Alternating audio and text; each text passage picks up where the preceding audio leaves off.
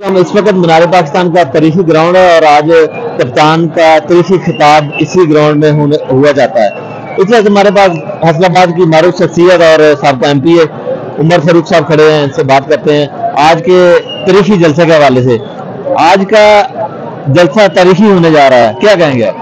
बिस्मिल्लाहिर्रहमानिर्रहीम जी, आज आप जो देख रहे हैं अवाम का जम्मे गफीर और जिस तरीके से इस फाशिस्ट हुकूमत ने जो फाशिज्म किया है, उन फाशिज्म अफसरों के जरिए सारे रोड इन्होंने ब्लॉक कर दिए हैं, पकड़ दकड़ की हर शहर के अंदर। खुद मेरे फैसलाबाद घर के अंदर पुलिस आई, लेकिन अल्हम्दुलिल्लाह हमारे हौसले बुलंद हैं और हम जब फैसलाबाद से पूरी रैली लेके आए हैं और इसी तरीके से हर वो बंदा, मैं समझता हूँ ये सारे जितने आप बंदे देख रहे हैं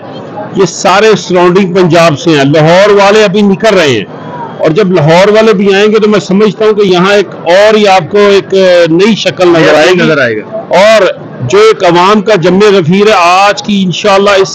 फाशिस्ट हुकूमत को ये बताने के लिए ये हजूम काफी है कि ये लोग, ये कौम हर रुकावट को अबूर करके खान साहब के साथ खड़े हैं, उस बयानिए के साथ खड़े हैं कि वो एक खुददार पाकिस्तान, एक आज़ाद पाकिस्तान जहां हम हर पाकिस्तानी आज़ाद हो, हमें बोलने की आज़ादी हो, हमें एक जमूर तरीके से एक जमहूरी मुल्क के, मैं समझता हूं कि हम अपनी जमहूरी आज़ादी से अपना लीडर का चुनाव कर सके, जो कि 72 साल से ऐसा ना हो सका। हमेशा ही किसी ना किसी की आशीर्वाद से लीडर आते रहे हैं, लेकिन इंशाल्लाह हम हर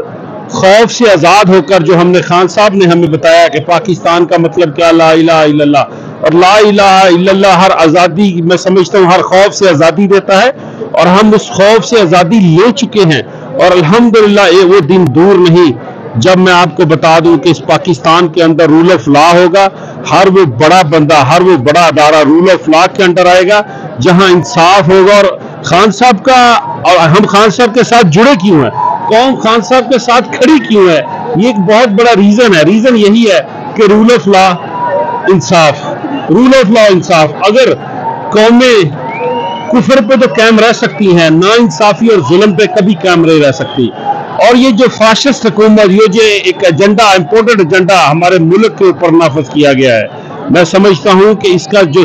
इसका जो असल मकसद था, जो इस एजेंडे का असल मकसद अवाम के सामने आ चुका है। ना इनके पास कोई बंदी एजेंडा है, ना इन्होंने अवाम को रिलीफ देना है, ना ये पाकिस्तान का सोचते हैं। इनका एक ही मकसद है कि यहाँ से डॉलर चोरी करने हैं और बाहर पैसे लेके जाने हैं, बाहर अपने बच्चों की, आने वाली नस्लों के लिए जायदादें बनानी है और उनका मुस्तकबिल इकोनॉमिकली महफूज करना है। कोई पाकिस्तान का ये नाम, या ना तो इनको पाकिस्तान के मुस्तकबिल की फिक्र है और ना ये हमारी आने वाली नस्लों की इनको फिक्र है, उनके मुस्तकबिल की कोई फिक्र नहीं। यहाँ हजारों लाखों नौजवान जो माइग्रेट हो चुके हैं, ये जो कंट्री छोड़ चुके हैं,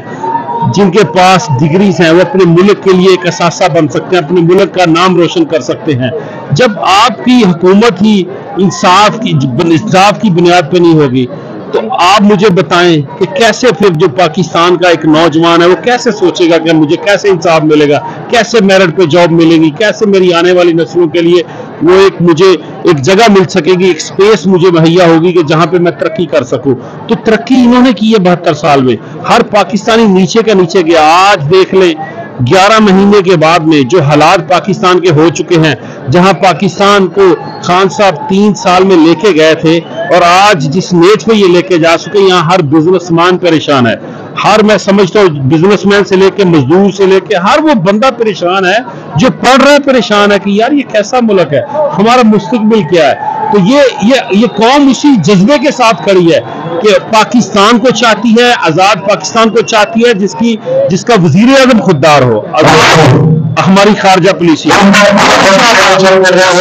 के साथ इसी बयान और इंशाल्लाह दुनिया के खुदा पाकिस्तान मोहब्बत की ताकत इमरान खान के साथ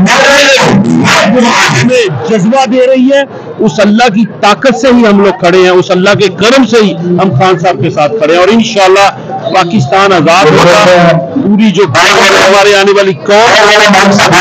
बनाएगी आजाद होगा इंशाल्लाह।